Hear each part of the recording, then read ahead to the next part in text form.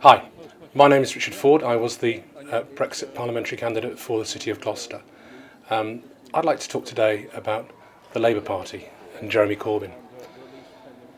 The Labour Party has told us in their manifesto it's a radical programme for change for the many, not the few. Well, it also says a fully costed programme, which I think we'd all question. But it's certainly a programme for change. It's a change back to the 1970s. Back to the control of the union barons, back to a place of strikes, an interruption to the workplace, and actually to a place of poverty for many in this country. We cannot attack business in the way the Labour Party attacks business.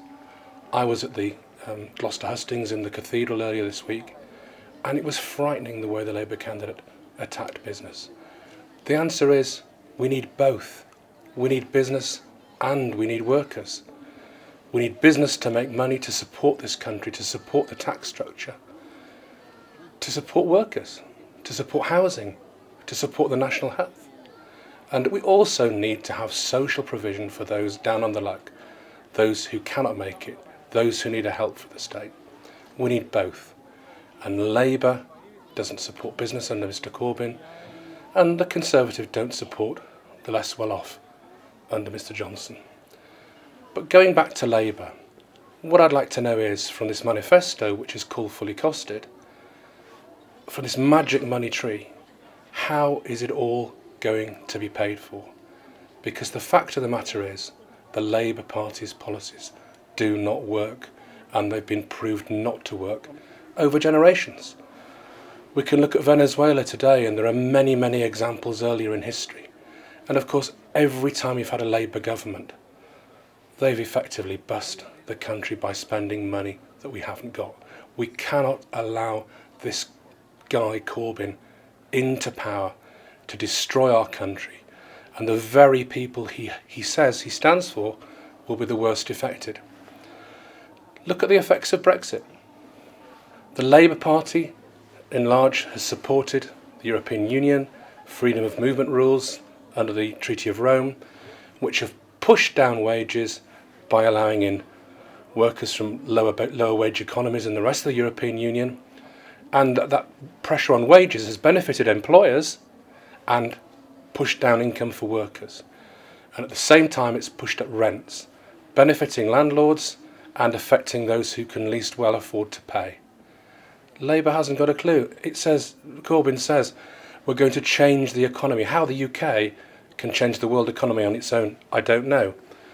But what I do know is the last time Labour was in charge, the Labour Prime Minister Gordon Brown said he was going to abolish boom and bust. Well, one man can abolish an economic trend and cycle globally. Of course, it's rubbish.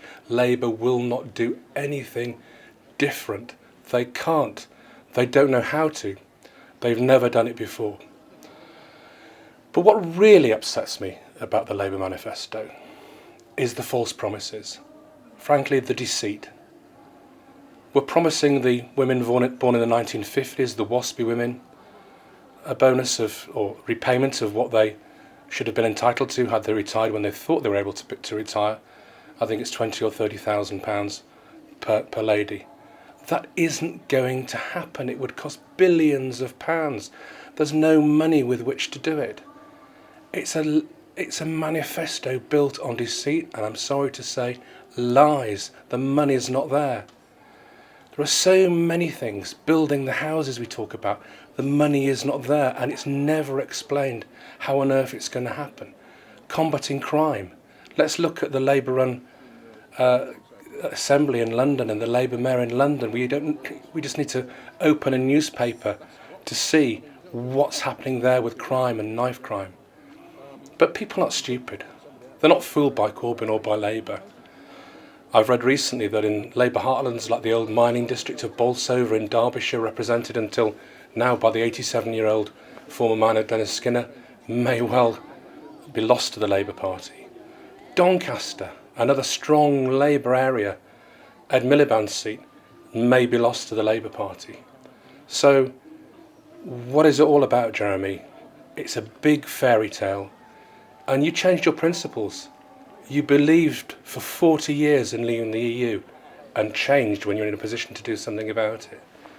You believed in reforming our 19th century electoral system to make it fairer for people's votes to be heard. Did nothing about it once you're in power. So Jeremy, be honest. Tell people like it is. Don't say everything's costed in the manifesto when it's not. Don't attack business that pays the taxes. And don't by that means affect the people who most need the help of the state, because the state won't have the money to do it. Thank you very much indeed.